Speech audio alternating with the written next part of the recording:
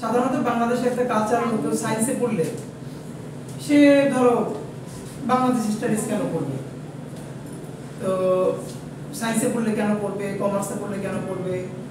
এটার একটা কারণ হলো গত 10 বছর 15 বছরে বাংলাদেশ স্টাডিজের নামে যা পড়ানো হয়েছে এটা তো লিটারালি একজন ব্যক্তির জীবন বন্দনা পড়ানো হয়েছে। হ্যাঁ, এটা মানে মুজিব স্টাডিজ দিলে এটা ওইটার মোটামুটি একটা ঠিক আছে, এর বাইরে কিছু হয় না। আমি বরং তোমাদের সাথে রাফলি আমরা কি বলবো একটু রাফলি বলে ফেলাই, হ্যাঁ, যে আমরা এখানে কি শিখতে চাইবো। দুনিয়ার সবকিছু শিখে ফেলানো ভার্সিটিতে এটা খুব খারাপ কাজ। যখন আমি আরো ছোট ছিলাম তখন প্রথম দিকে চেষ্টা করলাম স্টুডেন্টদেরকে সব পড়াই ফেলবো, তো সব পড়াই ফেলা কোনোদিন ভালো কাজ না। হ্যাঁ, ভার্সিটিতে সবাই পড়তে আসে না, সুতরাং যে মানুষটা যা চায় না তার উপরে ওইটা জোর করে চাপাই দেওয়া হবে জুলুম আমি মনে করি। তো আমার ক্লাসে তোমরা কি কি ফ্রিডম পাবা আগে বলে দেই ভাই। আমার ক্লাসে তুমি যতবার ঢুকবো কোনো পারমিশন নেওয়া লাগবে না, তুমি ঢুকে বসে যাবে। তোমাকে আমি কোনো কিছু জিজ্ঞেস করলে উত্তর দেওয়ার জন্য দাঁড়ানো লাগবে না, একমাত্র আমি প্রয়োজন করলে তোমাকে বলবো একটু দাঁড়াও। নাম্বার 2, ক্লাসের মধ্যে তোমার যদি মনে হয় জরুরি কল আসছে বা চলে যাওয়া দরকার তুমি আমাকে না বলে চলে যেতে পারো। নাম্বার 4, ক্লাসের মধ্যে তোমার ঘুম পেলে তুমি ঘুমাতে পারবে, অন্য কেউ ডিস্টার্ব করবে না, আমিও ডিস্টার্ব করবো না। তুমি ঘুমাই যেইটা তুমি পারবা না, আমি কথা বলা অবস্থায় তুমি পাশের জনের সাথে অন্য কারোর সাথে কথা বলতে পারবা না। এইটা আমি ভীষণভাবে অফেন্ডেড হই। আর তোমরা তো ফার্স্ট ইয়ারে ক্লাস নিয়ে একটা ঝামেলা আছে ভাই। ঝামেলাটা হলো আমরা তো মাত্র কলেজ লাইফ শেষ করে ইউনিভার্সিটি আসি, তো কলেজ লাইফের কিন্তু ভিন্ন একটা এসেন্স আছে, একটা ফ্লেভার আছে। কিন্তু কলেজ আর ভার্সিটির মধ্যে যে একটা আকাশ পাতাল পার্থক্য আছে এটা বুঝতে বুঝতে আমাদের ফার্স্ট ইয়ার চলে যায়। একটা কলেজ স্টুডেন্ট যা পারে, যা করতে পারে, একটা ভার্সিটি স্টুডেন্টের অ্যাটিটিউডের মধ্যে, কাজকামের মধ্যে তার একটু তফাৎ কিন্তু পরিলক্ষিত হতে হয়। এইটা বুঝতে বুঝতে আমাদের ফার্স্ট ইয়ারটা চলে যায়। তা তুমি নিজেকে নিজে ভার্সিটির একটা আন্ডারগ্রেড স্টুডেন্ট হিসেবে নিজেকে অনার করো কিনা জানি না, কিন্তু আমি ভীষণভাবে তোমাদের সবাইকে অনার করি। আমি মনে করি তোমরা আন্ডারগ্রেড স্টুডেন্ট এবং তোমরা মাশাআল্লাহ বড় হয়ে গেছো। আমার কোনোদিন তোমাকে বলতে হবে না যে এই কথা বলো না প্লিজ, কোনোদিন এইসব বলতে হবে না, কারণ আমি মনে করি তোমাকে বলা এটা আমার জন্য অসম্মানজনক। তো আমি আশা করি এটা তোমাদের জন্য হবে। অ্যাটেন্ডেন্স নিয়ে কোনোদিন কেউ চাপে থাকবে না। আমার ক্লাস শুরু হওয়ার পর যদি তোমার ক্লাস করতে ভালো না লাগে একদম চাপ নিবা না, কাগজে অ্যাটেন্ডেন্সের তোমার রোল নাম্বারটা লিখে আমাকে দিয়ে যাবা, চলে যাবা, আমি অ্যাটেন্ডেন্স দিয়ে রাখবো। ক্লিয়ার? আমার নাম পরিচয় বলি, আমি শরীফ উসমান হাদি, সংক্ষেপে উসমান স্যার বললাম। শরীফ আমার বংশের নাম, হাদি আমার বাপের নাম। তো হাদি ভাই বললো না, বললে বলো, অনেকেই বলে এখন শেষে, উসমান স্যার বললে সুবিধা। এরপরে যদি কেউ হাদি ভাই বলতে মন চায় বলো, সমস্যা নেই। 2 নম্বরে হলো আমি ঢাকা ইউনিভার্সিটি থেকে পড়াশোনা করেছি, এরপরে এই তো এটুকুনি আপাতত। আর একটা বিয়ে করছি, এটা তোমাদের সাথে জানাই রাখা, কারণ ছেলে স্টুডেন্টদের প্রবলেম হলো কোনো মেয়ে স্টুডেন্টে বিশেষ করে যদি তার চেহারা শ্রোতাল্লাহ ভালো দেয়, তারা যদি 2-1 প্রশ্ন জিজ্ঞেস করি তাহলে প্রথমেই প্ল্যান হলো স্যারের মনে হয় পছন্দ হয়েছে আমার। হ্যাঁ, তা আমার পছন্দ যদি হয়, আমি তো মানুষ, পছন্দ হওয়া খারাপ কিছু না।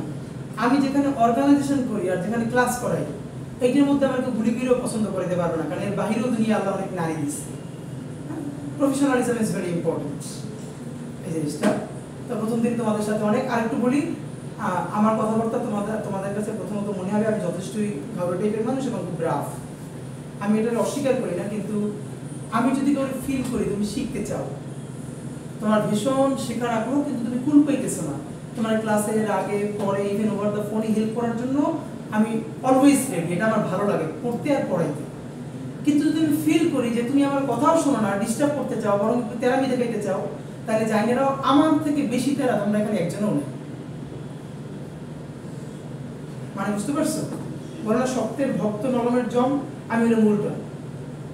নরমের ভক্ত শক্তের জম, সবাই মিলে রিপোর্ট দিবা, আমার ক্লাস থাকবে না। আমার ক্লাস না থাকলে কি আমি আবার আর ক্লাস নিব? মানে বুঝো নাই? ক্লাস রাখার জন্য যেমন হোক তোমাদেরকে আমার ভাই সোনা মন ওইগুলো বলে নেওয়া লাগবে, এটা আল্লাহর রাস্তায় ফিল করবা না। আমি তোমাদের কাছেই মনে হয় এবার তুমি করে বলতেছি, আমি আপনি করেই বলি সাধারণত, আমার ভালো লাগে আন্ডারগ্রেড স্টুডেন্টদেরকে আপনি বলতে। যাই হোক ভাই, অনেক কথা বলে ফেললাম। মানে প্রথম তিনটে কথা ভালো আছে না, এই জন্য বাজে বাজে কথা বলে নিলাম, আমার সম্বন্ধে নেগেটিভ ইমপ্রেশন আগে তৈরি হয় ভালো। আমরা ভীষণভাবে আমি চাইবো এই কোর্সটা এমনভাবে তোমাদের সাথে আলাপ করতে তুমি যখন এইখান থেকে গ্রাজুয়েশন করে শেষ করবা, তোমার যদি কেউ জিজ্ঞেস করে যে তুমি 3টে কোর্সের নাম বলো তো, যে কোর্স 3টা তোমার অনেক বেশি জীবন ঘনিষ্ঠ এবং তোমার পড়ে ভালো লাগছে, আমার আপ্রাণ চেষ্টা থাকবে সেই 3টে কোর্সের মধ্যে যেন একটা বাংলাদেশি স্টাডিজ কোর্সটা থাকে।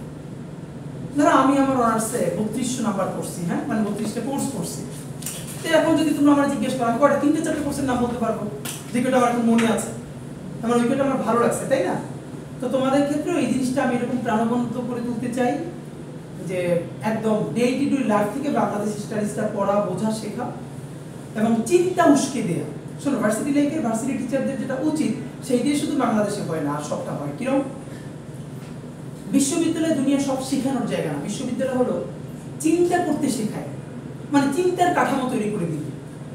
এরপরে 50টা স্টুডেন্ট 50 ভাবে চিন্তা করে নতুন 50টা ন্যারেটিভ তৈরি হবে। এইটা হলো বিশ্ববিদ্যালয়ের সৌন্দর্য। আর বাংলাদেশে শুধু এই চিন্তা করতেই শেখানো হয় না, বাকি সব করা হয়। ধরো আমি আমার ঢাকা ইউনিভার্সিটি নিয়ে সবচেয়ে বড় ক্রিটিকটা করি, যে সময় আমার ভার্সিটিতে আরো বেশি বলি, ঢাকা বিশ্ববিদ্যালয় কি কোনো বিশ্ববিদ্যালয়? এটা তো একটা বড় কোচিং প্রতিষ্ঠান। মানে ধরো তোমাদের সাথে বড় ভাই বোন যদি ঢাকা ইউনিভার্সিটিতে থাকে, তাহলে প্রতি বছর দেখবা তারা গর্ব করে কি, আমার বন্ধু বান্ধব, যে এই বছর বিসিএস এর ফরেন ক্যাডারে বা পুলিশ ক্যাডারে বা অ্যাডমিন ক্যাডারে এতজন ঢাকা ইউনিভার্সিটি, বা পুরো এততম বিসিএস এর 43তম বিসিএস এর অর্ধেকেরও বেশি ক্যাডার হলো ঢাকা ইউনিভার্সিটি, বা প্রশাসন ক্যাডারের 80% হলো ঢাকা ইউনিভার্সিটি। এটা নিয়ে খুব গর্ব করে না সবাই, খুব গর্ব। এই গল্পটাই হলো একটা ছোট লোকি গল্প। আরো ভালো করে বুঝতে, এটা একটা খয়রাইত্য অভ্যাস। তোমরা বরিশালে কেউ থাকলে বুঝবা খয়রাইত্য মানে কি। ছোট লোকি মানে হলো পাবলিক ইউনিভার্সিটির কাজ কি বিসিএস ক্যাডার তৈরি করা না।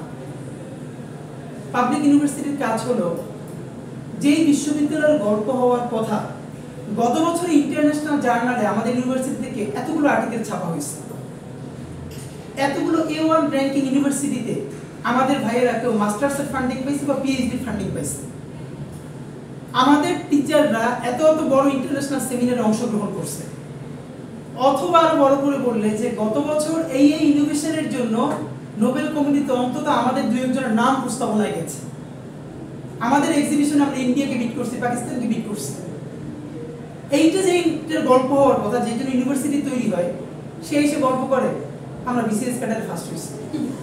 আর একটা বিসিএস ক্যাডারে যদি বানানো, তাহলে তো ঢাকা ইউনিভার্সিটি কেন, Dhaka college is good, so important, মানে এটা যদি ইটস ক্লিয়ার। একটা ঢাকা ইউনিভার্সিটির স্টুডেন্টের পড়াইতে রাস্তায় 12 থেকে 15 লাখ টাকা তার পিছনে খরচ হয়। মানে খরচ যেটা হয় সে তো দেয় না, সে তো দেয় 5 বছরে 20,000 টাকা বা 30,000 টাকা। বাকি টাকা তার কি দেয়? রাষ্ট্র দেয়। সরকার দেয় বলবো না, রাষ্ট্র দেয়। সরকার বলা আর রাষ্ট্র বলার মধ্যে পার্থক্য আছে। সরকার দেয় বলার কারণে হাসিনা এতদিন বলতে পারছে কে টাকা দেয়, আমি দিয়েছি, এই বেটা তুই টাকা পাবো। মানে হাসিনা কি বাপের টাকা দেয়? এটা বলো, টাকা দেয় কে? রাষ্ট্র। রাষ্ট্র মানে তুমি সরকার না, তুমি রাষ্ট্র, আমি রাষ্ট্র। এই যে আগের ক্লাসে বাজেট পলিসি পড়াচ্ছিলাম, এই যে আমরা সবাই বারবার বলি না ভাই আমি রাজনীতি করি না, আমি রাজনীতি বুঝি না, এইটা হলো একটা ফাউল কথা। তুমি আমি এখানে এমন কেউ নাই যে আমরা রাজনীতির বাইরে আছি। তুমি যখনই রাষ্ট্রের মধ্যে, তুমি তো যেমনি হোক, তুমি একটা রাষ্ট্রের কাঠামোর মধ্যে জন্মগ্রহণ করছো না, যেদিন থেকে তুমি এই কাঠামোর মধ্যে জন্মগ্রহণ করছো সেদিন তুমি এই রাজনীতির অংশ এবং তুমি নাগরিক। এখন তুমি রাজনীতিতে মনোযোগী না হওয়ার কারণে কি হয়েছে দেখো, বলো। একটা রাষ্ট্রের যে আমাদের প্রতি বছর বাজেট হয় হাজার হাজার কোটি টাকা, এই টাকাগুলো কোত্থেকে আসে? মানে তোমার পকেট থেকে, আমার পকেট থেকে। আজকে যে বাচ্চাটা জন্মগ্রহণ করলো, ওর জন্য ওর ফ্যামিলি ডায়াপার কেনে, খাবার কেনে, এটার মধ্যে তো ইনবিল্ট ট্যাক্স আছে। এই থেকে শুরু করে মৃত্যুর কফিন কেনা পর্যন্ত সে সারাদিন ট্যাক্স দেয় না। এবং আমরা কত লেয়ারে ট্যাক্স দেই বলতে পারো? আমাদের অনেক শিক্ষিত স্টুডেন্টে জিজ্ঞেস করি তুমি ট্যাক্স দাও, বলে না স্যার আমি তো ট্যাক্স দিই না। ট্যাক্স মানে সে মনে করে ব্যবসায়ীরা যেরকম ট্যাক্স দিয়ে ট্যাক্স রিটার্ন দেয় সেটা। একটা কলম কিনলে তুমি তার মধ্যে 1 টাকা ভ্যাট দাও, এটা ইনবিল্ট। এরপরে আরো দাও যদি সেটা তুমি সুপার শপ থেকে কিনো। 10 টাকার জিনিসটা সুপার শপ থেকে কিনলে 1 টাকা তুমি ভ্যাট দাও না, 1% মিনিমাম। তাহলে তুমি 2 বার দিলে। একটা হলো ইন্ডাস্ট্রি যখন পণ্যটা তৈরি করে তখনই কিন্তু সেই ট্যাক্স ধরে এটার দাম ধরছে, নাম্বার 1, এটা তোমার মধ্যে গেছে। আবার তুমি অন্য জায়গা থেকে কিনলে তুমি আবার দিতেছো। তাহলে এইরকম টাকা দিয়ে এই রাষ্ট্র তার টোটাল মেকানিজম চালায়। কিন্তু এবার বলো তো, একটা দেখি তোমাদের এই ব্যাপারে আলাপ আছে কিনা।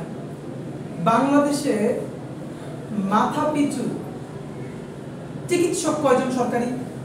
মানে আরো সহজে বলি, কতজন মানুষের জন্য একজন ডাক্তার আছে রাষ্ট্রীয়ভাবে বলো তো? চিন্তা করে বলো তো, যে কতজন মানুষের জন্য একজন ডাক্তার? এই তুমি আমি আমরা এতজন, ধরিজন আমরা এখানে কতজন? 30 জন। তো কতজন মানুষের জন্য একজন সরকারি রাষ্ট্রীয় ডাক্তার আছে, মানে রাষ্ট্রের মেকানিজমের মধ্যে? হিসাব করবা, সারা বাংলাদেশের সরকারি ডাক্তার কত আর টোটাল জনগণ ভাগ দাও। এটা হলো অ্যাবাউট 2000 মানুষ। 2000 মানুষের জন্য একজন ডাক্তার, সরকারি বলতে একদম ঢাকা মেডিকেল থেকে শুরু করে তোমার উপজেলা স্বাস্থ্য কমপ্লেক্স। ওকে, এবার তুমি যখন ঢাকা মেডিকেলে যাও বা উপজেলা স্বাস্থ্য কমপ্লেক্সে যাও, গিয়ে দেখো তুমি রোগ বলার আগে তোমার ডাক্তার একটা প্রেসক্রিপশন ধরাই দিচ্ছে। এবার তুমি বাইরে এসে বকাঝকা করো, গালিগালি করো, আর তুমি ছাত্রলীগের নেতা হইলে আবার গিয়ে ডাক্তার ধরে আনো। তুমি এই যে মানে যার জোর নাই তার সাথে জোর দেখানো। পুরো মেডিকেলে রোগী আছে 500, ডাক্তার আছে 10 জন বা 15 জন, ভাগে পড়ে কতজন? তোমার ভাগে কত সেকেন্ড পড়ে, কয় মিনিট পড়ে? তুমি কেন ডাক্তারকে গাইলে পাবেন? তুমি তো ডাক্তারকে গাইলে অনেক পড়ে। তুমি তোমার রাষ্ট্রকে জিজ্ঞেস করছো যে আমি পুরো বছরে এত লক্ষ টাকা বা এত হাজার টাকা ভ্যাট দেই বা ট্যাক্স দেই, তুমি আমার মতো 2000 মানুষের জন্য কেন একজন ডাক্তার রাখছো? এই জিজ্ঞাসা তো তুমি তোমার রাষ্ট্রকে করবা সে যখন বাজেট প্রণয়ন করে, তখন যে টাকা দেই সব আমি, তাহলে তুমি ডাক্তার এই ডাক্তার দেখাচ্ছ কাকে? আমার স্বাস্থ্য খাতের বরাদ্দ কই?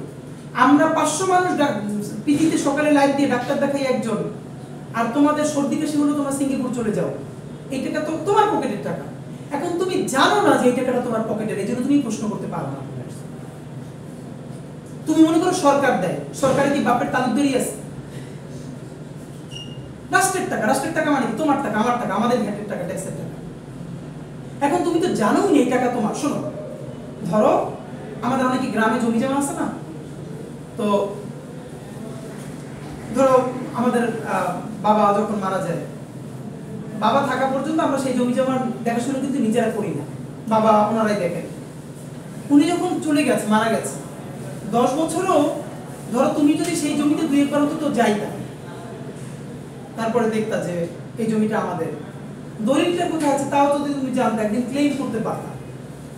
তুমি জানোই না এই জমিটা তোমার, তুমি সেখানে একদিন গিয়ে দাঁড়াবা কেন?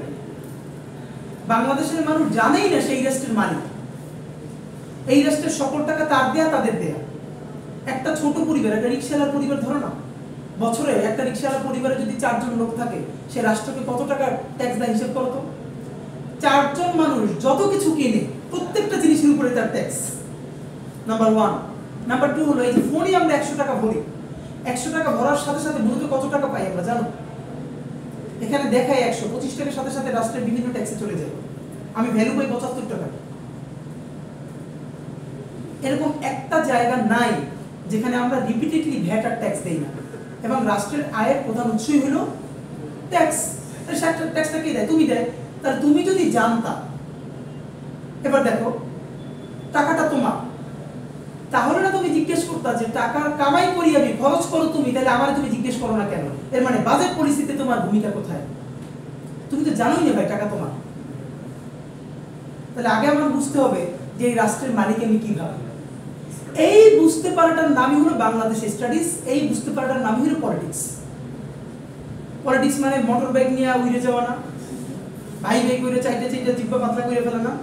পলিটিক্স মানে হলো, তোমরা জানো কিনা, অক্সফোর্ডে পলিটিক্যাল স্টাডিজ নামে একটা আন্ডারগ্রেড প্রোগ্রাম আছে অক্সফোর্ড ইউনিভার্সিটিতে। অবাক করার মতো, এখানে ভর্তি হওয়া খুব টাফ, খুব কম স্টুডেন্ট নেই। ওরা পুরো এই আন্ডারগ্রেড প্রোগ্রামটা 4 বছরে 3টে জিনিস পড়ায়। একে পড়ায় পলিটিক্যাল সায়েন্স, 2 নম্বরে পড়ায় ইকোনমিক্স, 3 নম্বরে পড়ায় ডেভেলপমেন্ট স্টাডিজ। পলিটিক্যাল সায়েন্স হলো একদম পুরো রাষ্ট্র কাঠামো কিভাবে চলে, কিভাবে তৈরি হবে, সংবিধান, নীতি, আইন। ইকোনমিক্স হলো অর্থনীতির বেসিক জিনিস না বুঝলে জীবনে তুমি পলিটিক্স বুঝবা না। কারণ ধরো রাষ্ট্র মানেই তো সে টিকে থাকে অর্থের উপর, সুতরাং এই অর্থ কোত্থেকে আসে, কিভাবে ব্যয় হয়, এই টোটাল পলিসিটাই তো ইকোনমিক্সের বেসিক জিনিস। এই পলিটিক্স আর ইকোনমিক্সকে মিলিয়ে তুমি কিভাবে ডেভেলপমেন্টে যাবে, এটার নাম হলো ডেভেলপমেন্ট স্টাডিজ। এই 3টে জিনিস ওখানে পড়ানো হয় কাদেরকে জানো?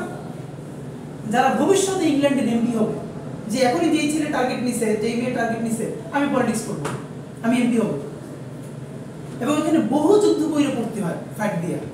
এবার ভাবো এই ছেলে মেয়েগুলো এই পড়াশোনা করে যখন ইংল্যান্ডের পার্লামেন্টে যাবে, এমপি হবে, বুঝছো তার স্কিল। ইংল্যান্ডের পার্লামেন্টে যদি প্রথম 3 সারির দুর্দান্ত পার্লামেন্টারিয়ানরাও মরে যায়, তবু পার্লামেন্টের কিচ্ছু হবে না, কারণ তাদের জুনিয়ররাও আছে স্টেট। আর বাংলাদেশে এবার আসলে 300 এমপি আছে।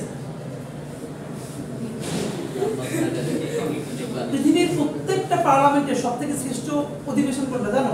তার বাজেট অধিবেশন। বাংলাদেশের বাজেট অধিবেশনে মমতাজ গান গায়। এখানে তোমাদের এখানে পটুয়াখালীর কেউ আছে? পটুয়াখালীর এক ভদ্রমহিলা এমপি, এটা তোমরা দেখে, মানে আমি নিজে নিয়ে লিটারারি সব বানান কইরে কইরে কইরে কইরে পড়তেছে।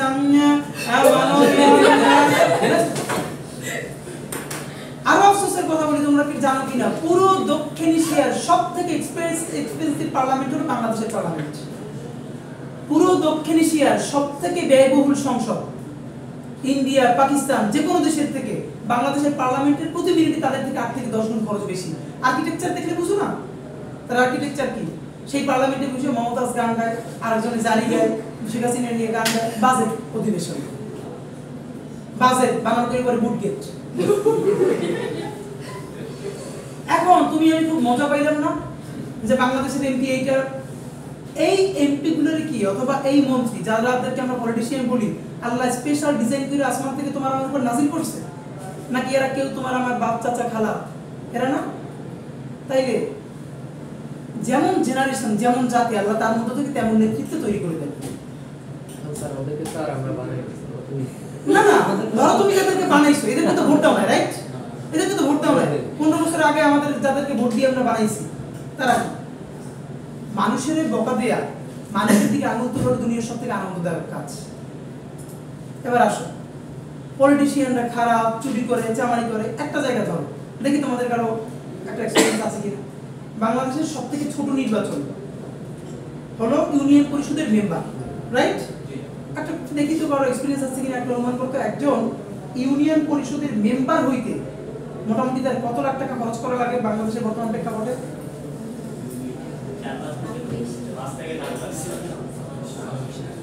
15 লাখ টাকা লাগে চক্ষু বন্ধ করে, মিনিমাম 10 লাখ, অনেক জায়গায় 20 লাখ খরচ করে। এটা হলো ইউনিয়ন পরিষদের মেম্বার, যার কোনো খাওয়া নাই। এবার বললে বলো, দুইটা জিনিস দেখো, ইউনিয়ন পরিষদের মেম্বার প্রতি মাসে ভাতা পায় কয় টাকা জানো? 7 থেকে 9 হাজার টাকা। এর মানে 5 বছরে সে ভাতা পাবে 5 লাখের মতো। সেই ইলেকশনে খরচ করছে 15 লাখ, তাহলে তার বাকি আছে কত? 10 লাখ। তাইলে এই 10 লাখ তোমার যদি সে ইট না খায়, সিমেন্ট না খায়, রড না খায়, এই 10 লাখ সে পাবে কি? তার তো চোর তুমি বানাইছো, কারণ তুমি ভোটের আগে রাত্রে 500 টাকা বাংলাদেশের মানুষ ভোট বেচে। এবং আরো অদ্ভুত দেখো, মানুষ কি পরিমাণ অনেস্ট মানুষ বাংলাদেশে।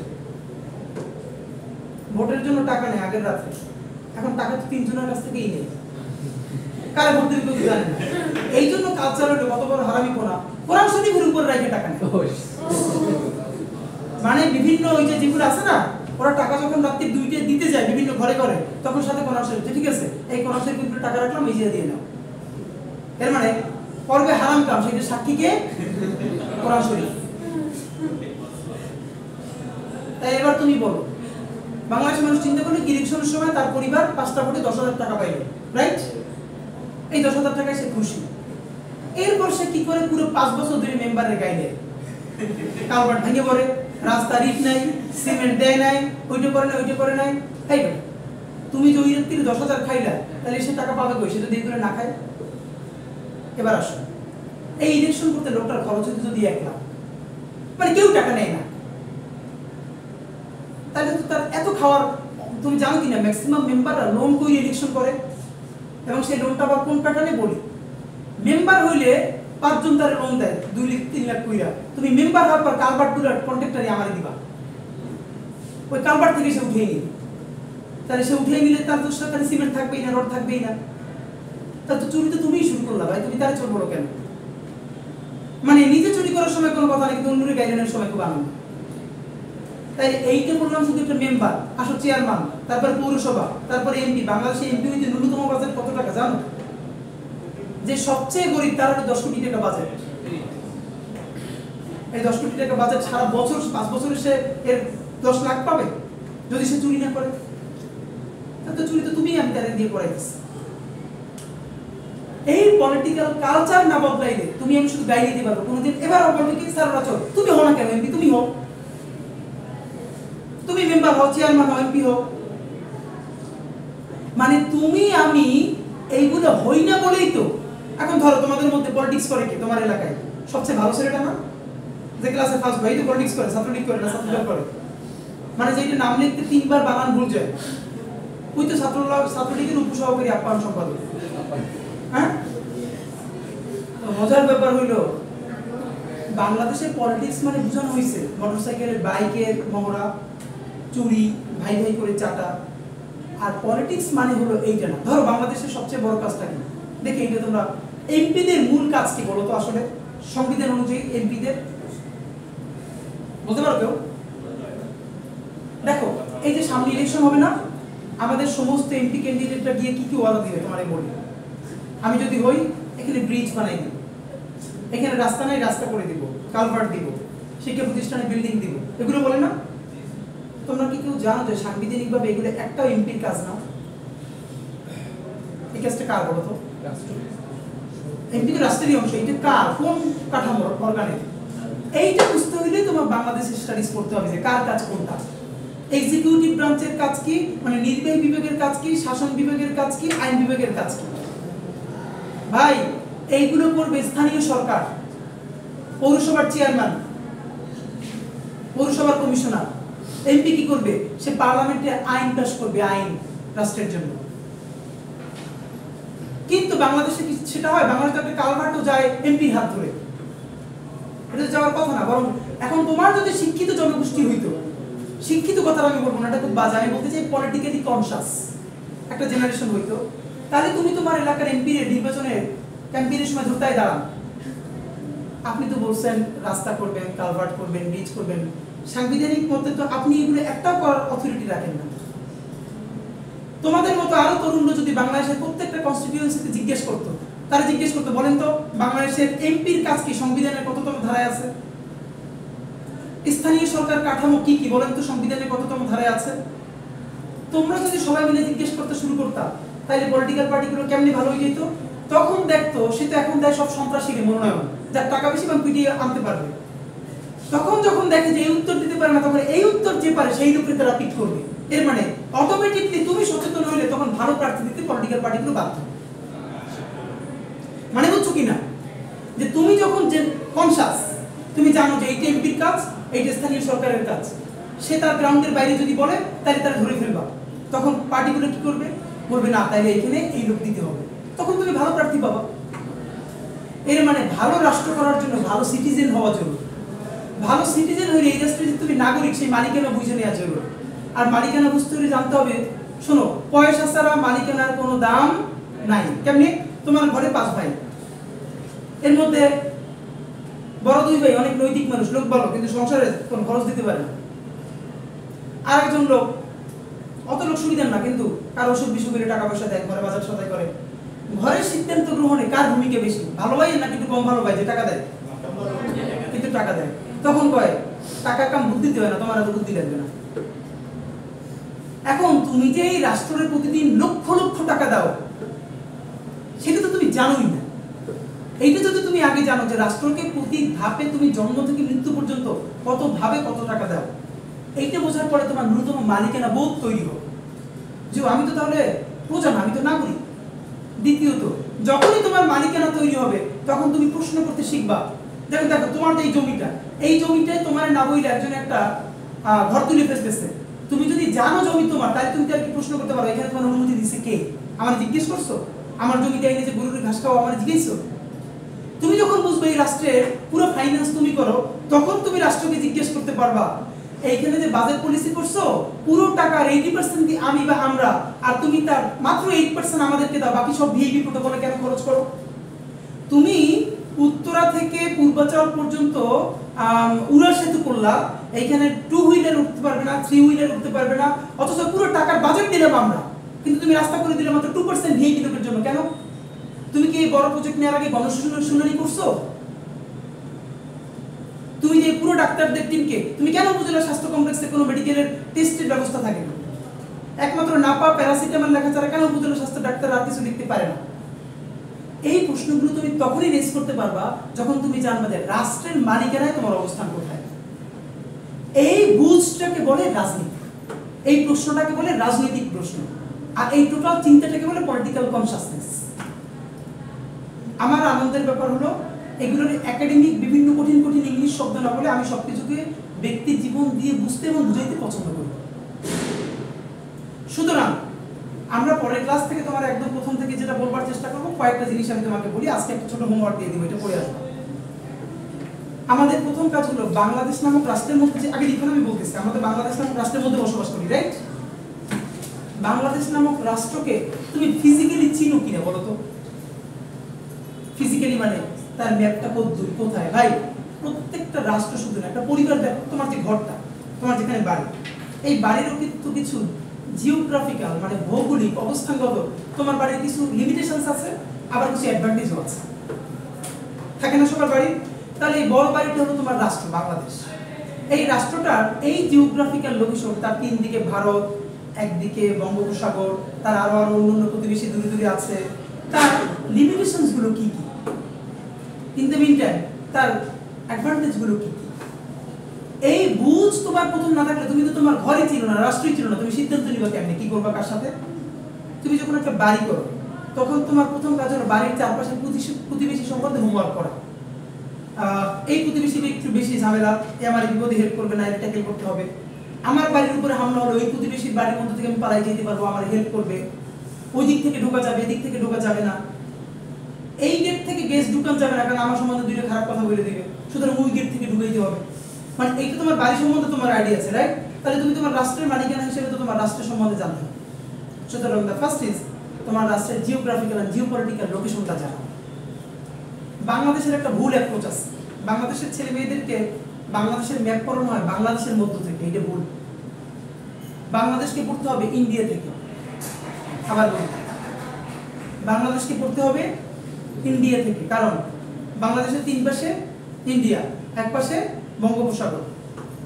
ইন্ডিয়ান ম্যাপ না বুঝলে তুমি কোনোদিন বাংলাদেশ না বুঝবে না। তোমার পাশে ইন্ডিয়ার কোন কোন প্রভিন্স, কোন কোন রাজ্য আছে, কোন রাজ্যের কি সুবিধা অসুবিধা, এইটা সহ না পড়লে তুমি কোনোদিন বুঝবা না। সুতরাং তোমার প্রথম হোমওয়ার্ক হবে, আজকে তোমরা সবাই কি গুগল করবা, গুগল থেকে ম্যাপ না পাবা, যে অনেকগুলো ম্যাপ দেখবা, এখান থেকে যেটা যেটা পছন্দ হয় সেইটা তুমি স্ক্রিনশট নিবা বা নামাই ফেলবা। বলি দেখবা যে বাংলাদেশ ম্যাপ উইথ, লেখো বাংলাদেশ ম্যাপ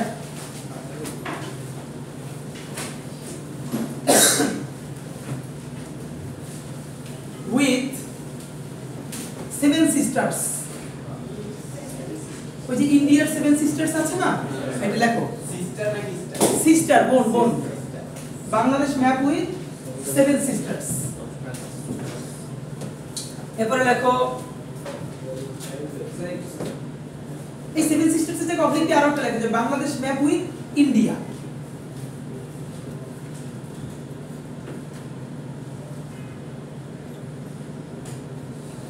শোনো, এবার একটু আগে বলি তুমি কোন ম্যাপগুলো দেখবা। অনেকগুলো ম্যাপ আছে, একটু তোমাকে বলি। ধরো আমি রাফলি দেখাই, হ্যাঁ রাফলি, এখন তো ভালো হবে না। ধরো এখান থেকে শুরু করলে এদিক এদিক এই এই নেমে বাংলাদেশের জায়গাটা ধরো রাফলি, এই তো বঙ্গোপসাগর, রাইট? এই 3 পাশটাই তো ভারত। তোমার যেটা জানতে হবে এখানে ভারতের কোন অঙ্গরাজ্য কোনটা, এইটা প্রথম বুঝলে হবে না। তাহলে দেখো আমি তোমাকে যদি রাফলি বলি, এই পুরো পাশটা হলো পশ্চিমবঙ্গ, এই যেখান থেকে শুরু করে এখান থেকে এখানে পর্যন্ত পশ্চিমবঙ্গ, বুঝছো? এরপরে এখানে পশ্চিমবঙ্গ আছে, এইখানে তুমি পাবে কিছুটা মেঘালয়, এই পাশটা কুমিল্লার, এখানে এখানে পাবা ত্রিপুরা, এখানটা রাঙামাটির পাশে, এখানে মিজোরাম।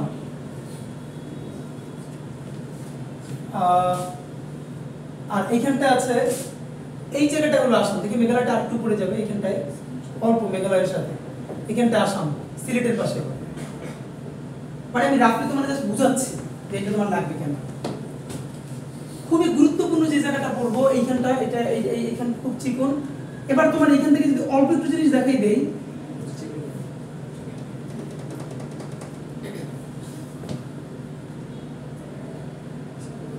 এই নেপাল, এই ভুটান, মাঝখান থেকে একটুখানি এসে মিলছে এখানে চীন, জাস্ট বোঝানোর জন্য বলি। নেপাল, ভুটান, চীন, রাইট?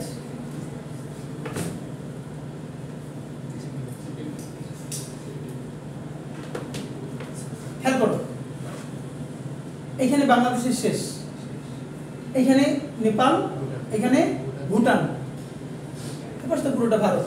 আর মাঝখান থেকে অল্প এসে চীন মিলছে, আর চীনের তো এই পাশে আবার ইন্ডিয়ার সাথে বিরাট বর্ডার আছে, বাট এখানটাও আছে, জানো কিনা?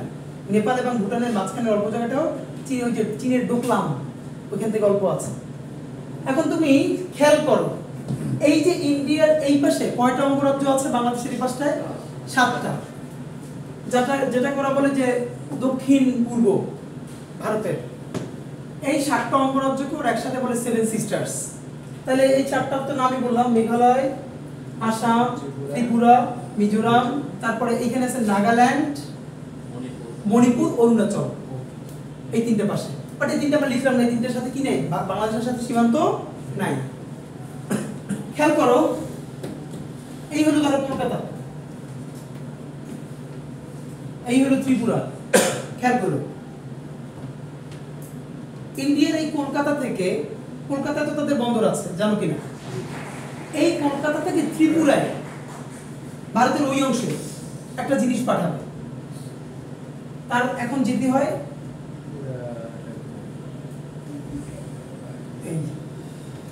সে যদি এইখান থেকে ঢুকে এইখানে আসতে পারে, তাহলে মিনিমাম 3 ভাগের 2 ভাগ পথ কমে যায়, মানে বাংলাদেশের মধ্য থেকে যদি যেতে পারে। মানে বুঝো ব্যাপারটা, পশ্চিমবঙ্গ বাংলাদেশের মধ্য থেকে ঢুকে ইন্ডিয়াটা আবার ত্রিপুরায়, এখান থেকে যদি আসে তাহলে পুরো 3 ভাগের 2 ভাগ পথ কি কমে যায়। এরকম ব্যবস্থা কি দুনিয়ায় আছে? আছে। 2টা টার্ম আছে, একটা হলো ট্রানজিট। কি বলে? ট্রানজিট। এখন তোমরা জানো কিনা গত 10 বছরে বাংলাদেশ ইন্ডিয়া নিয়ে ট্রানজিট নিয়ে অনেক আলাপ গেছে, বাংলাদেশ ইন্ডিয়াকে ট্রানজিট দিছে। কপালটা ভালো, বাংলাদেশে এমন একটা সময় এই আন্দোলনটা হয়েছে, এটা যদি আর একটা বছর পরে হইতো তাহলে বাংলাদেশ গেছিল একদম চূড়ান্ত ভাবে। কত বড় অসভ্য হইলে দেখো, যখন এই জুলাই বিপ্লব চলে তার মধ্যেও সে মোংলার নিয়ন্ত্রণ ইন্ডিয়ার কাছে দিয়ে দিছিল, মোংলা পোর্টে, জানো কিনা? তো আওয়ামী লীগ সরকার সম্ভবত 2013 বা 14-তে ইন্ডিয়াকে প্রথম ট্রানজিট দেয় বাংলাদেশে। এই কথা তোমাকে এই জন্য বলতেছি, তখন এই ট্রানজিটের পক্ষে বাংলাদেশের যে সমস্ত প্রতিষ্ঠান, সিপিডি, অন্যান্যরা অনেক সুপারিশ করছে। কি কি? যে পৃথিবীর অনেক দেশ আছে, এই ট্রানজিটটা তো যে যাবে এই জন্য তোমার একটা ফি দিবে, এই ট্রানজিটের টাকায় অনেক বেশি টাকা পাওয়া যায়। এবং তখন বলা হয়েছে যে আমরা যে ট্রানজিটটা পাবো, ইন্ডিয়া ট্রানজিটের ফি, তাতে বাংলাদেশ সিঙ্গাপুর হয়ে যাবে। এবং পৃথিবীর বহু দেশেই কালচার আছে, এক দেশ থেকে আরেক দেশে কি দেয়, এরকম যাওয়ার জন্য ট্রানজিট দেয়। তো বাংলাদেশের বিভিন্ন অংশ থেকে ইন্ডিয়াকে ট্রানজিট দেওয়া হয়েছিল। এইটা দেওয়া হয় না, বাট এই যে আখাউড়া বন্দর থেকে আরো বিভিন্ন জায়গা থেকে আছে, জানো যে এই ট্রানজিটগুলো দেওয়া হয়েছিল, নৌ ট্রানজিট, এই ট্রানজিট। মজার ব্যাপার হলো, মজার আফসোস, এগুলো বাংলাদেশের পলিটিক্যাল সায়েন্স এবং অন্যান্য মানুষদের এক ধরনের হিপোক্রেসি। ইন্ডিয়া মূলত বাংলাদেশ, আওয়ামী লীগ মূলত ইন্ডিয়াকে ট্রানজিট দেয় না। কি দিছে জানো? পলিটিক্যাল সায়েন্স এটাকে বলে করিডোর। ট্রানজিট আর করিডোর কোনোদিন এক জিনিস না, দুইটা আকাশ পাতাল তফাৎ আছে। পৃথিবীর বহু দেশ ট্রানজিট দিয়ে হাজার হাজার কোটি টাকা কামায় অন্য দেশের, কিন্তু করিডোর দেয় না। তাই এবার করিডোর আর ট্রানজিটের পার্থক্য কি আসলে বুঝে? দেখো, নেপালটাকে এবার একটু বড় করে রাখি এখানে, রাইট? এই ধরো নেপাল, আর এই ধরো ভুটান। খেয়াল করো, এই নেপাল, এই বাংলাদেশ, মাঝখানে কি? এই জায়গাটা কিন্তু ইন্ডিয়া। এটা ইন্ডিয়ান না? ইন্ডিয়া। নেপাল যদি বাংলাদেশে আসতে চায় মাঝখানে কোন দেশ? ইন্ডিয়া। নেপাল আর বাংলাদেশ বহুদিন ধরে এগ্রিমেন্ট হয়ে আছে, তারা বিদ্যুৎ এবং বিভিন্ন জিনিস দুই দেশ আদান প্রদান করবে। নেপালের একটা ক্রাইসিস হলো নেপাল এবং ভুটানের কোনো সমুদ্র বন্দর নাই, বাংলাদেশের সমুদ্র বন্দর আছে। এর মানে সে যদি এই ইন্ডিয়ার মধ্য থেকে বাংলাদেশে আসতে পারে তাহলে তার জন্য অনেক পণ্য পরিবহনের খরচ কমে যায়। বাংলাদেশের লাভ হইলো বাংলাদেশ এইটার ফিটা পাবে আর নেপালেরও খরচ কমবে, উইন উইন। বহুদিন ধরে নেপাল ইন্ডিয়ার কাছে এটার আবেদন করে রাখছে, বাংলাদেশ আবেদন করে রাখছে, কিন্তু ইন্ডিয়া এটাকে পারমিট করে নাই। খেয়াল করো ট্রানজিট আর করিডোরের প্রথম পার্থক্যটা বোঝো ভাইয়া। প্রথম কোন দেশ দ্বিতীয় দেশ ব্যবহার করে যদি তৃতীয় কোন দেশে পৌঁছায়, আই রিপিট, প্রথম কোন দেশ দ্বিতীয় কোন দেশ ব্যবহার করে তৃতীয় অন্য কোন দেশে পৌঁছায়, দ্যাট ইজ কল্ড ট্রানজিট। যেমন নেপাল ইন্ডিয়া ব্যবহার করে বাংলাদেশে আসবে, ট্রানজিট। বাংলাদেশ ইন্ডিয়ার মধ্য থেকে ভুটানে যাবে, ট্রানজিট। কিন্তু প্রথম কোন দেশ দ্বিতীয় দেশ ব্যবহার করে আবার যদি তার দেশে প্রবেশ করে এটাকে কোনোদিন ট্রানজিট বলে না, এটাকে বলে করিডোর। খেয়াল করো, পশ্চিমবঙ্গ মানে ইন্ডিয়া, বাংলাদেশ দ্বিতীয় দেশে এসে আবার ত্রিপুরায় ঢুকতেছে, মানে কোথায় ঢুকতেছে? ইন্ডিয়ায়। ইন্ডিয়া বাংলাদেশে ঢুকে আবার ইন্ডিয়ায় ঢুকতেছে, এখানে কান্ট্রি হলো দুইটা, এটা কোনোদিন ট্রানজিট না, এটাকে বলে করিডোর। পৃথিবীর কোন ক্ষুদ্র রাষ্ট্র বৃহত্তর বড় রাষ্ট্রকে এরকম ট্রানজিট দিয়ে গত 100 করিডোর দিছে রেকর্ড নাই, কারণ তার নিরাপত্তা। কিরকম? ধরো নেপাল এবং বাংলাদেশ মাঝখানে ট্রানজিটের রাষ্ট্র কোনটা? ইন্ডিয়া। উভয়ের চেয়ে বেশি পাওয়ারফুল কিনা? বেশি পাওয়ারফুল। নেপাল বা বাংলাদেশ আর কি ক্ষমতা আছে এখান থেকে পার হওয়ার সময় ভারতের সীমানার মধ্যে বসে থাকা যে যাবো না? ক্ষমতা নাই। ইন্টারন্যাশনালি এটা হয় না। এইটা হলো ট্রানজিট, যেটা নেপাল বাংলাদেশ বহুদিন ধরে ইন্ডিয়ার কাছে চাই আছে, আজ পর্যন্ত দেয় না। সে বলে তার সিকিউরিটি ইস্যু আছে। ভুটানের সাথে দেয় না, তার সিকিউরিটি ইস্যু আছে। অথচ বাংলাদেশ থেকে সে করিডোর চায়, ট্রানজিটও না, যে এখান থেকে ঢুকে বাংলাদেশ হয়ে সে আবার ইন্ডিয়ায় ঢুকে যাবে। প্রশ্ন হইল ত্রিপুরায় দাঙ্গা লাগছে, দ্রুত আর্মি মুভ করে দেবে ইন্ডিয়া থেকে, বাংলাদেশের এখান থেকে যাবে। এই মাঝখানে সে ইন্ডিয়ান আর্মি আর মুভ করবে না, তখন বাংলাদেশের কোন শক্তি আছে সেই ইন্ডিয়ান আর্মিকে সরানো? আছে? পৃথিবীর কোন ছোট দেশ বৃহত্তর বড় পাওয়ারফুল রাষ্ট্রকে করিডোর দেওয়ার নজির নেই, যেটা দেশ বাঁচা চুক্তি করে হাসিনা ইন্ডিয়ারে দিচ্ছে। এবং সব থেকে মিথ্যা বলা হয়েছে সাংবাদিকগুলো বাংলাদেশের, বলে ট্রানজিট। এটাকে ট্রানজিট বলে না, এটা হলো করিডোর। এবং আমি তোমাদেরকে একটা বাজে, মানে খুবই তোমার লজ্জাই লাগবে, তো এইটাকে যখন অ্যাডভোকেসি করা হলো ইন্ডিয়ার পক্ষে, ইন্ডিয়ান যে সেটআপটা এখানে আছে, না ট্রানজিট দেওয়া উচিত দিয়ে দিল, তখন বললো যে আমরা যে পরিমাণ ফি পাবো ট্রানজিটের, আমরা সেই ফিতে সিঙ্গাপুর হয়ে যাবো। Very good. 5 বছর পর তখনকার বাণিজ্য মন্ত্রীকে জিজ্ঞেস করলো সাংবাদিকরা যে আমরা গত 5 বছরে ইন্ডিয়ার কাছ থেকে ট্রানজিট বাবদ ফিস পেয়েছি কত? কোট আনকোট সে বলছে আমরা এত ছোট লোক না, প্রতিবেশী বন্ধু দেশকে ট্রানজিট নিয়ে তার থেকে টাকা দিই।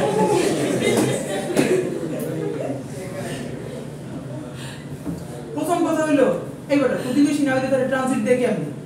বলে প্রতিবেশী দেশকে ট্রানজিট দিয়ে, তাহলে প্রতিবেশী ছাড়া কাউকে ট্রানজিট দেওয়া যায়? নাম্বার 2, ও কি বড় লোকের বড় লোক। আমি তোমাদেরকে বলি, আমি এরকম গল্পচ্ছলে তোমাদেরকে প্রচুর কথা বলে যাব, কিন্তু আমার একটা অভ্যাস, আমার পরিবারের মধ্যে গল্প বললেও আমি কোনো আনডকুমেন্টেড গল্প রেফারেন্স হিসেবে বলি না। সুতরাং আমি ক্লাসে এমন কোনো কথা বলবো না যার ডকুমেন্টেশন নাই, এটা আমার চরিত্র। আমি ক্লাসে কথা বলতে গেলে যদি প্রত্যেকটা আগে পরে রেফারেন্স দিতে থাকি তাহলে ক্লাসের বক্তব্য থেকে, ন্যারেটিভের থেকে রেফারেন্স প্রধান হয়ে উঠবে। It's a problematic issue. তখন ব্যাপারটা সলিমুল্লাহ খান স্যারের মতো হয়ে যায়। এটা সলিমুল্লাহ খান স্যারের স্টাইল, তার জন্য ঠিক আছে, জাকির নায়কের জন্য ঠিক আছে, কারণ তাদের এই রেফারেন্সিংই মানুষ পছন্দ করে। আমার আলাপটা হলো বক্তব্য প্রধান। তুমি যেখানটাকে চ্যালেঞ্জ ফিল করবে আমার বললে আমি তোমার রেফারেন্স বের করে দিব। ক্লিয়ার? তো আপাতত তোমার যেটা বললাম, দেখো তুমি এই রাস্তা এখন বলে কি আমি সিইসি তে পড়ি, আমি বাংলাদেশ স্টাডিজ করে করব, আমি বিবিএ পড়ি। ভাই তুই বিবিএ পড়, সিইসি পড়, যা মনে চায় তাই পড়, বাংলাদেশ রাষ্ট্রের নাগরিক তো। সরকারি চাকরি করো, বেসরকারি চাকরি করো, তুমি উদ্যোক্তা হও। তোমার তো জানতে হবে তুমি উদ্যোক্তা হইতে গেলে কোন কোন অথরিটির কাছ থেকে তোমার লাইসেন্স পাইতে হয়। এই তুমি আমি সেইটা জানি না বলে কোন কোন অথরিটি তোমাকে এই ডকুমেন্টস থাকলে তোমাকে লাইসেন্স দিতে বাধ্য, তথ্য দিতে বাধ্য। তোমাকে যদি সেই তথ্য না দেয় তাহলে তুমি কোথায় কোথায় মামলা করতে পারবা, তথ্য অধিকার আইনে মামলা করতে পারবা, সেটা কোথায় মামলা করলে তুমি সেটার ফল পাবা। এইটা তুমি আমি কেউ জানি না বলে আমরা ঘুষ দিই, আমরা ঘুষ দিয়ে কাজগুলো করাই। অথচ এই আইনি প্রতিকার গুলো বলে আমি সরকারি চাকরি করবো না, ব্যাপারটা তুই উদ্যোক্তা হবি, উদ্যোক্তা হলে তো তোমার এগুলো জানতে হবে। তুমি উদ্যোক্তা হও, সরকারি চাকরি করো, যাই করো, তুমি বাংলাদেশ নাগরিক হিসেবে তোমার একজন মানুষ হার্ট করছে, তো তুমি এটার প্রতিকারটা কোথায় পাবা? জিডি কি, মামলা কি, মানে কেস কি, জিডি কি, এফআইআর কি, কোনটার পার্থক্য কি? থানায় মামলা করতে গেছো, নেয় নেই, তাহলে তুমি কোথায় যাবা? লোয়ার কোর্টে গেছো, নেয় নেয়, লোয়ার কোর্টে মিনিমাম 4 থেকে 5টা কোর্ট থাকে ভাই, একটা থেকে জুডিশিয়ারি কোর্ট, একটা থেকে ম্যাজিস্ট্রেট কোর্ট, তুমি কোন কোর্টে যাবা? এইগুলো জানতে তোমার আইনজীবী হওয়া লাগে না, রাষ্ট্রবিজ্ঞানী হওয়া লাগে না, শুধু একজন সুনাগরিক হওয়া দরকার। আওয়ামী লীগ বাংলাদেশ স্টাডিজ এইগুলো কোনো কিছু রাখে না, যাতে তাহলে আওয়ামী লীগই সব থেকে চিপাই পড়তো গোলাবানি করে শিখলে, মানে বুঝতে পারছো কিনা? সুতরাং আমরা বাংলাদেশ স্টাডিজ কোর্সে প্রথমত শেখার চেষ্টা করবো, একদম এন্ট্রি নিব বাংলাদেশ নামক রাষ্ট্রে বাহির থেকে ঘুরে এসে, মানে বাংলাদেশের মধ্য থেকে বাংলাদেশ দেখা না, বাংলাদেশের ম্যাপের বাহির থেকে বাংলাদেশ দেখা। আমরা বাহির থেকে ভালো করে ম্যাপটা বুঝে ভিতরে ঢুকবো। এরপর একটা রাষ্ট্র বুঝতে হলে তার 3টে জিনিসের দিকে তাকাইতে হয়। প্রথমত তার সংবিধান, মানে তার আইনি কাঠামো, তার অর্থনীতি, এরপরে তার অন্যান্য কিছু। আমরা বাংলাদেশের সংবিধানের মৌলিক যে গুরুত্বপূর্ণ বিষয়গুলো, এগুলো তো কোনো চাপ ছাড়া তোমার ইনশাআল্লাহ পড়াই ফেলবে। বাংলাদেশের আর্থিক প্রতিষ্ঠানগুলো আমরা পড়বো, বাজেট ফরমেশন কিভাবে হয়, কোথায় কোথায় কি, সব থেকে গুরুত্ব দিয়ে পড়বো তোমার আমার বিরুদ্ধে যখনই কোনো ধরনের বিপদ আপদ হয় এগুলোর প্রতিকারের কোন কোন স্টেজ রাষ্ট্রের আছে, তুমি কত জায়গায় মামলা করার প্রতিকার পাওয়ার স্পেস আছে, এবং সেটা রাষ্ট্র তোমাকে দিতে বাধ্য। কিন্তু বাংলাদেশের সিস্টেম জানো কিনা, থানা পুলিশে তুমি যদি যাও, থানায় একটা জিডি করলেও জিডির অ্যাপ্লিকেশনটা বলবে যে ওইখানে ওই দোকান আছে, দেখাই যাবে, সে তোমার কাছে 500 টাকা নিবে, কারণ থানার সাথে ওদের কন্ট্যাক্ট করা আছে। অথচ তুমি যদি নিজে এখানে একবার জিডি লেখার প্র্যাকটিস করতে তোমার ক্লাসে, তাহলে তুমি বলতে যে দেখেন লিখছি হয় নাকি, আমার ধরে বলে দেন। আমার বোন গেছে পাসপোর্ট অফিসে, পাসপোর্ট জমা দিতে, ওরা তো টাকার কন্ট্যাক্ট ছাড়া নেয় না, 2বার ফর্ম দিছে, বলে ভুল বলে পাঠাই দেন। ও নিয়ত করছে যে ও জীবনের টাকা না দিয়ে যাতে 1 সপ্তাহ দাঁড়াই থাকলে ও করবে, কিন্তু ভুলটা কোথায়? প্রথমবার বলছে ভুল, আবার করছে ভুল, তৃতীয়বার বলছে আমি কি বলছে লাল কালিয়ে দিলাম, দাগাই দিবেন এখানে কোথায় কোথায় ভুল, নইলে এখানে একজনের সিরিয়ালের আমি সামনে আসতে দিব দাগা। এখন তো সে যে আমি 2বার দিছি, আমি দেখতে চাই যে কোথায় কোথায় ভুল, আমি দাগাই দেন, তো আমি আবার ঠিক করে আনবো। এর মানে তোমার তো কনফিডেন্সটা থাকতে হবে, তোমার তো জিনিসটা জানতে হবে। আমাদের সিস্টেমটা আমরা কালচারালি করাপ্টেড ভাই, কালচারালি করাপ্টেড। কেমনে তুমি আমি সারাদিন মন্ত্রীদেরকে গাইলে তুমি আমি ভালো গান জানো, কারণ দুর্নীতি করার স্কোপ নাই, তাই তোমার আমার চুরি করার স্কোপ নাই। তাই প্রাইভেট মেডিকেলে ডাক্তার দেখাতে যায় 1000 টাকা ডাক্তারের ফি, আর 20 জন রোগী আছে, সেইখানেও তুমি আমি কি করি, তার কম্পাউন্ডারে চুরি করে 200 টাকা হাতে দিবাই, আধা ঘন্টা আগে দেন। কম্পাউন্ডার কিন্তু টাকা চায় নাই, তুমি আমি তাকে প্রভোগ করতেছি। তুমি কি জানো দুর্নীতির জন্য লোকের উস্কে দেওয়া সমান অপরাধ? ইসলামী নিয়ম হলো যে মানে সুদ দেয় আর যে সুদ খায় উভয় সমান অপরাধ। ব্যাপারটা বুঝতে পেরেছো কিনা? এই আলাপগুলো আমরা বাংলাদেশ স্টাডিজ কোর্সে পড়ব। আমি আশা করি পুরো কোর্সটা করার শেষে তোমরা যদি ঠিকমতো থাকো, গল্প চলে, তোমার যদি 3টা কোর্সের কথা তোমার ভার্সিটি লাইফ শেষ হলে মনে থাকে, আমি ইনশাআল্লাহ প্রত্যাশা করি যে এই কোর্সটার কথা তোমাদের মনে থাকবে, এবং একজন সুনাগরিক হওয়ার জন্য এর চেয়ে ভালো কিছু মানে। এবং আমি আজকে আমি খুব অবাক হয়েছি, ত্রিপুরের ছেলেরা বলতেছিল স্যার আমাদের এই কোর্সটা তো ক্লাস 8 থেকে শুরু হওয়া উচিত। আসলে কিন্তু বাংলাদেশে স্টাডিজ নামে আসে না, দেখো কিন্তু পড়াই। যেহেতু আল্লাহ আমাদেরকে একটা নতুন বাংলাদেশে নতুন পড়াশোনার সুযোগ দিচ্ছে, আমরা এই সুযোগটা মিস করতে চাই না। ঠিক আছে, তো তোমাদের যদি আমার সাথে কোনো আলাপ থাকে আমাকে হোয়াটসঅ্যাপ করে রাখো, ফোন অনেক সময় ধরতে পারি না, আমি নাম্বার দিয়ে রাখছি, কন্টিনিউ নাম্বার দিয়ে আছো না? Very good. ওখান থেকে আমাকে প্লিজ তোমরা শুধু নাম বলে যে স্যার আমি অমুক ব্যাচে, যত রাত হোক, আমি রাত 3টে হলে আমি অন্তত রিপ্লাই দিই, মানে সাথে সাথে না পারি। আর তোমরা আমার চাইলে ফেসবুকে আমার কানেক্ট করে রাখতে পারো। আর তোমাদের হোমওয়ার্ক হলো আজকে কি, তোমরা বাংলাদেশ ম্যাপ, আগামী ক্লাসে তোমাদেরকে আমি যেটা করবো, তোমাদের 3-4 জনকে ডাকবো র্যান্ডমলি, বলবো ভাই বাংলাদেশ ম্যাপটা আপনি আঁকো, একে তোমার বলতে হবে কোন জায়গায় কোনটুকু পশ্চিমবঙ্গ, কোনটুকু আসাম, মিজোরাম, কোনটা কি, এটা তুমি লিখে দিতে হবে। এর মানে তুমি খাতায় বাসায় প্র্যাকটিস করবা, অ্যাকুরেট হওয়ার দরকার নাই একদম, কারণ তুমি আর্কিটেক্ট। বুঝতে পেরেছো কিনা? বাট ম্যাপটা তোমার বাসায় আঁকতে হবে। তুমি 4-5-6টা ম্যাপ দেখো, দেখে দেখে আঁকো যে এই বাংলাদেশের জায়গায় পাশাপাশি ইন্ডিয়ান, এইটা অবশ্যই পাশে নেপাল ভুটান সহ লিখবা, কারণ এই জিনিসগুলো শোনো, এইখানে নেপাল ভুটান, এই পাশে মিয়ানমার, এইটা সহ করবা। বুঝতে পেরেছো কিনা? এইটা প্রত্যেকে তোমরা খাতায় করে আনবা, আমি হেঁটে হেঁটে তোমাদের খাতায় দেখবো, র্যান্ডমলি 2-4 জনকে ডাকবো, তোমরা আমার এইখানে প্রথম মনে হবে স্যার এটা একটা আজাইরের কাজ, কিন্তু ভাই তুমি যেখানটা দাঁড়িয়ে আছো এইটার উপরে তোমার ভালো বোঝাপড়া না থাকলে বাকি সব বোঝাপড়া ভুল হয়ে যাবে। এবার তোমাদের কারো কোনো প্রশ্ন থাকলে বলো ভাই, কারো কোনো জিজ্ঞাসা থাকলে বলো। হ্যাঁ, আমার জন্য লাগবে না, আমার জন্য লাগবে না, কারণ হলো আমার নামে তোমরা হোয়াটসঅ্যাপ গ্রুপ খুলে তারপর পরে নিজেরা প্রেম করে আমার উপরে যাচাবে। কারণ ভার্সিটিতে অনেক টিচার আছে, অনেকের বউ তোমরা এখানে আসো বলে স্যার আমার বউ নিয়ে যায় আপনার স্টুডেন্টরা, পাঠান কেন, বউ রাখবেন বাসায়। তো ভাই তোমরা এই যে এগুলো করলো বিপদে ফেলে ইউনিভার্সিটিতে, এগুলো কিন্তু প্রবলেমেটিক। আচ্ছা যাই হোক, তাহলে আমার প্রয়োজন মনে করলে হোয়াটসঅ্যাপ করে দিও, আর চাইলে ফেসবুকে আইডি আমি লিখে রাখি, তোমরা যদি কেউ চাও আমাকে অ্যাড করে নিতে পারো।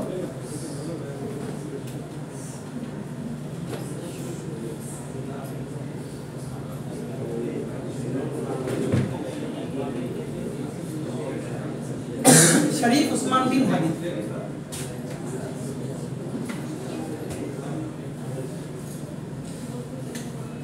বুঝে গেলে? হ্যাঁ, শোনো, লাল ঝুলে এই গানটা সবাই শুনে আগামী ক্লাসে আমাকে রিভিউ দিও, আর ইনকিলাব মঞ্চ একটু সাবস্ক্রাইব করে দিও। হ্যাঁ, ওকে, থ্যাংক ইউ ভেরি মাচ, আল্লাহ হাফেজ।